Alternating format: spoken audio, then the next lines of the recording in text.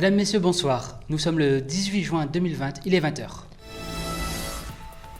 Voici les titres. Colère noire, les blouses blanches, le monde médical reste mobilisé. Les violences, le mouvement Black Lives Matter les dénonce aux États-Unis et le reste du monde. Blouse blanche, colère noire, le monde médical reste très mobilisé.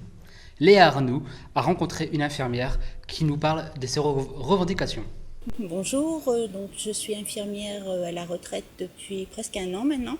J'ai toujours travaillé au CHR de Lille depuis 1984. Comme Catherine, le personnel soignant souhaite exprimer sa colère et exiger de la reconnaissance. J'ai fait partie des manifestations parce qu'on a toujours connu des manques d'effectifs, devoir toujours se débrouiller, sauf qu'à l'époque, il y avait peut-être un soutien différent parce que c'était nos médecins qui nous administraient, donc c'était plus facile. Ce qu'on oublie souvent, c'est cette reconnaissance du personnel soignant, intégralement, que ça aille du brancardier jusqu'aux médecins, en passant par aussi les femmes de ménage, d'entretien. On revendique tout le temps, mais on n'est jamais entendu.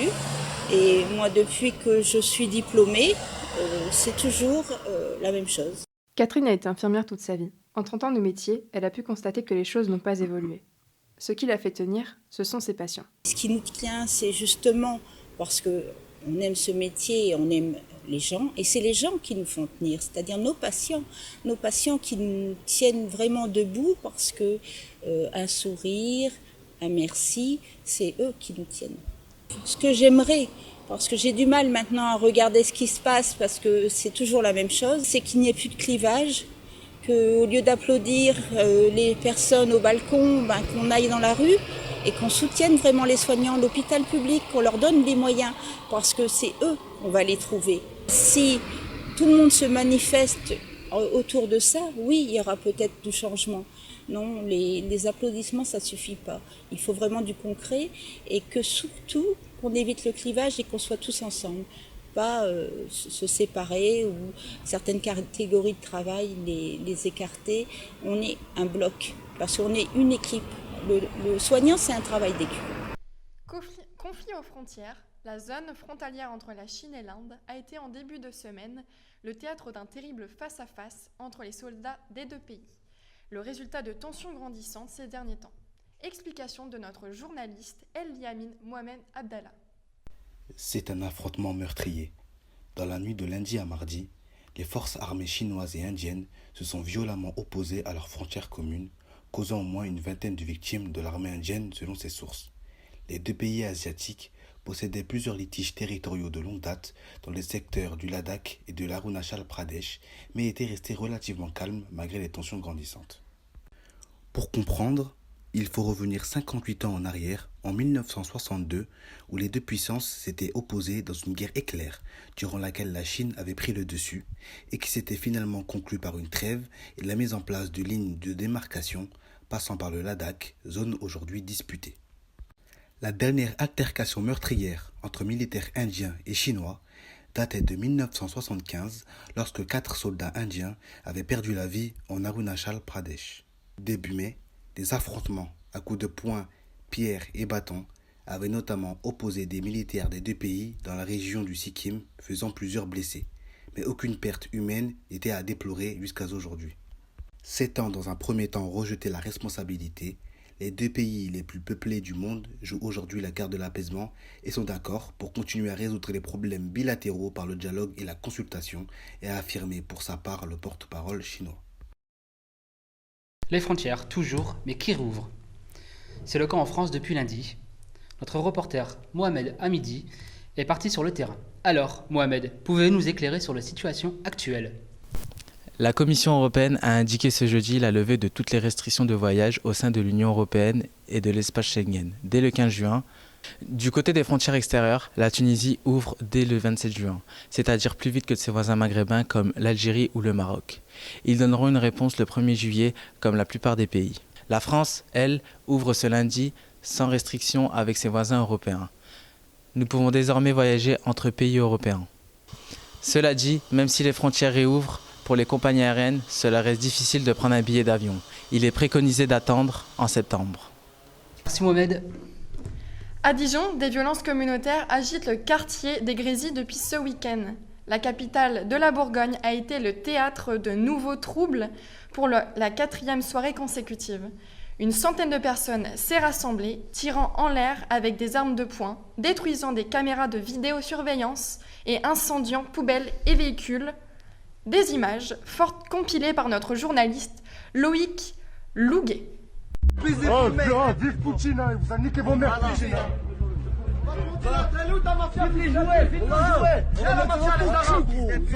Viens gros, la mafia, c'est nous les Arabes, viens. Vous ne cantonnez pas là, bande de PD.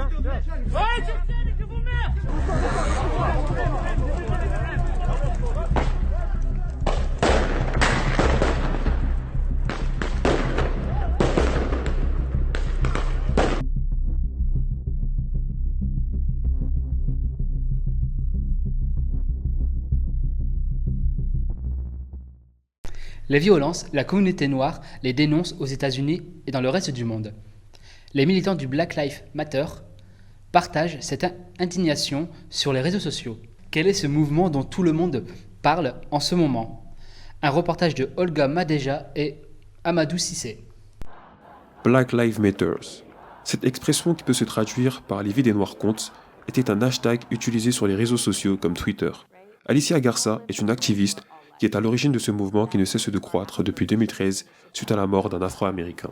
C'est en 2020, après la mort de l'Américain George Floyd, filmé et partagé sur les réseaux sociaux, que ce mouvement a pris beaucoup d'ampleur. En France, c'est le mouvement Justice pour Adama, mené par Assa Traoré, qui manifeste contre les bavures policières suite à la mort de son frère. Il va dire la même chose que George Floyd. Je n'arrive plus à respirer. Je n'arrive plus à respirer. Je n'arrive plus à respirer. Ce sont les derniers mots de mon petit frère. Ils ont laissé mourir mon frère sur le bitume de cette gendarmerie. I can't breathe, qui se traduit par je ne peux pas respirer, ont été les derniers mots prononcés par George Floyd et Adama Traoré durant un plaquage au sol lors d'une interpellation policière. Je suis venue pour dénoncer tout ce qui se passe en France, autant le racisme concernant les violences policières, mais le racisme général et global est banalisé. Étant policier, on est là pour protéger les gens et au contraire, on tue des gens juste parce qu'ils sont noirs. C'est déjà arrivé pour moi, déjà le contrôle aux faciès, c'est déjà une preuve de racisme. Et ça peut plus durer quoi. On se fait contrôler parce qu'on est noir à cause de notre couleur de peau, voilà, c'est juste, c'est pas possible. Hashtag Black Lives Matter. Les médias se mettent à en parler et les personnalités importantes commencent à s'emparer de cette actualité brûlante. En effet, les nombreuses plateformes pour accéder à l'information, s'exprimer et débattre permettent à ce mouvement de prendre plus d'ampleur. Voilà pourquoi tout le monde parle aujourd'hui du Black Lives Matter. Bonjour Nicolas. Bonjour Anaïs. En France, la question du racisme refait surface. Qu'en a dit le président dimanche soir? Nicolas, tu peux nous en parler? La question était sur toutes les lèvres. Emmanuel Macron allait-il apporter son soutien lors de son allocution télévisée? Une réponse à la colère des forces de l'ordre accusées de racisme et de violence. Dimanche 14 juin, le président de la République leur a déclaré une nouvelle fois son total soutien. Il a notamment affirmé que les policiers et gendarmes méritaient la reconnaissance de la nation. Je vous propose de voir ou de revoir un extrait de son intervention. Nous serons intraitables face au racisme, à l'antisémitisme et aux discriminations. Sans ordre républicain, il n'y a ni sécurité ni liberté. Cet ordre, ce sont les policiers et les gendarmes sur notre sol qui l'assurent. Ils sont exposés à des risques quotidiens en notre nom. C'est pourquoi ils méritent le soutien de la puissance publique et la reconnaissance de la nation. Le président a porté une parole claire en exprimant des mots forts pour les forces de l'ordre. Des paroles présidentielles suivies par un message posté sur Twitter par Christophe Castaner qui a provoqué la colère des forces de l'ordre. Le chef de l'État s'exprimera prochainement dans une nouvelle allocution. Histoire à suivre. Avec le déconfinement, les bars et les restaurants ont pu rouvrir. Alors, quelles sont les conditions pratiques de cette reprise? Nos reporters Lou Strayer et Morad Alash sont allés poser la question à Lille. Après le déconfinement lié à l'épidémie du Covid-19, les bars et les restaurants ont réouvert. Nous nous sommes intéressés aux conditions de réouverture de ces établissements. Nous avons rencontré Roselyne, associée au bistrot de Saint-Saul, en charge de la communication, qui nous a expliqué les mesures mises en place. On a préparé tout ce qui est pour respecter le protocole sanitaire. On a géré toute la distanciation, les entrées et les sorties. Il n'y a vraiment pas de lien. Un process de nettoyage aussi pour les équipes. Il y a certaines personnes qui sont avantagées, certaines structures comme la nôtre, où on a une sécurité à l'entrée qui peut filtrer, et puis dès lors que tu n'as pas de masque, il t'en donne un.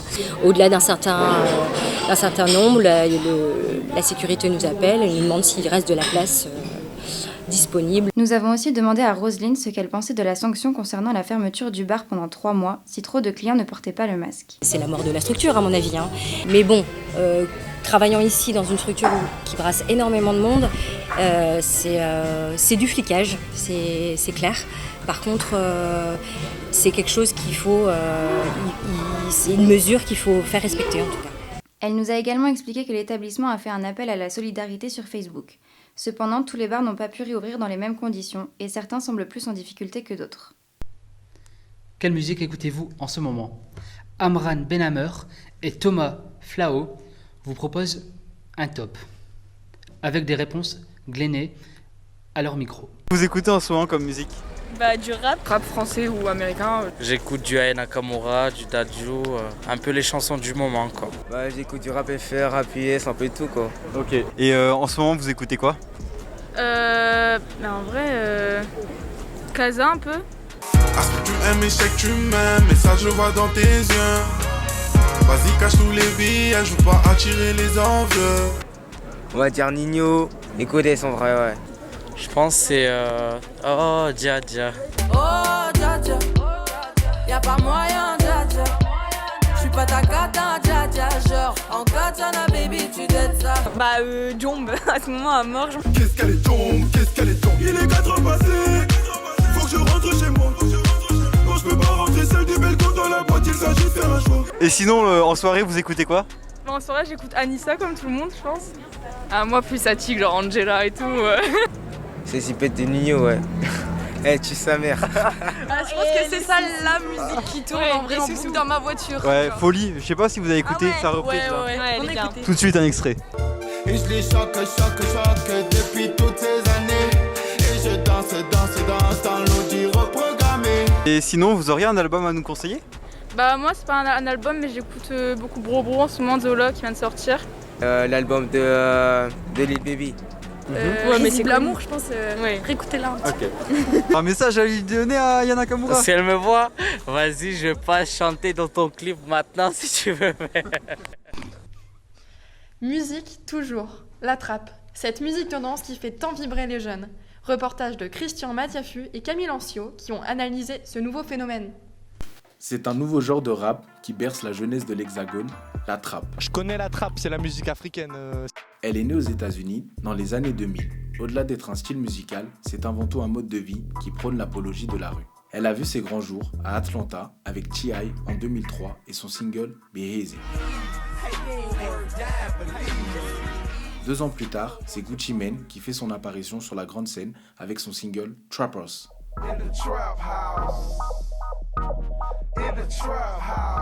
D'ailleurs, les deux artistes se disputent la tête du titre de la trappe.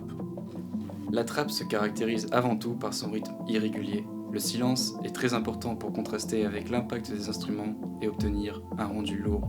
La batterie et la basse viennent de la boîte à rythme TR-808. La trappe est un cocktail de basse très saturé, de kicks imprévisibles et de rythme effréné de Charleston. En 2011, Lex Luger et Trap Nation font pas mal évoluer les instrus, inspirant toute une génération pour arriver à la trappe actuelle. La trappe arrive en France en 2012 avec l'album Or Noir de Caris et le gros single Zo, qui inspirera tous les nouveaux artistes tels que Niska, PLK, Zola, Vald et plein d'autres encore.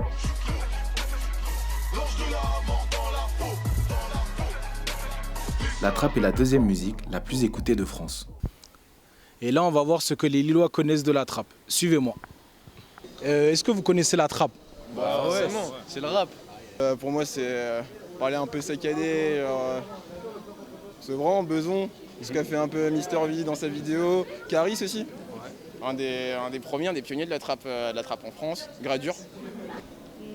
Non. Ça vous dit pas trop Non, vraiment pas. Bah alors si je vous mets ce petit son, vous allez me dire. Ouais. Ah là, vous connaissez. Ouais, c'est le rap game. C'est le rap. Chez ces rappeurs-là. Moi, j'aime pas trop les rappeurs. J'écoute les petits qui viennent de percer. Donc, quels sont vos rappeurs préférés du coup? Moi, j'écoute beaucoup un rappeur Nino, souvent. Moi, c'est PNL. Ouais. En majorité. La Rizola et Larry. Ouais, et Kay Largo, c'est chaud. Kay Largo Niska, Nino. Zola, Nino. Niska, ouais, Niska j'aime bien, Caris aussi. Après, je sais pas si c'est de la trappe, mais vrai, j'aime bien le flow de PLK. Bah c'est de la trappe, hein, PLK aussi. Hein. Je trouve qu'il a un bon flow au niveau des textes et tout. Vrai, j'aime bien. Et qu'est-ce que vous préférez chez ces rappeurs? Bah, leur texte. Ouais, c'est bien. Le rythme est bien. Qu'est-ce que ça vous dit la trappe? Quelles sont vos impressions derrière ce nouveau mouvement musical? Je pense que la trappe c'est un petit peu le nouveau rap d'aujourd'hui quoi. Mais moi moi je suis pour tout ce qui est ancien, old school quoi comme on dit. Après tant d'engouement, la trappe va-t-elle perdurer dans les années à venir? Merci et à bientôt pour un nouveau numéro. Une très bonne soirée à vous.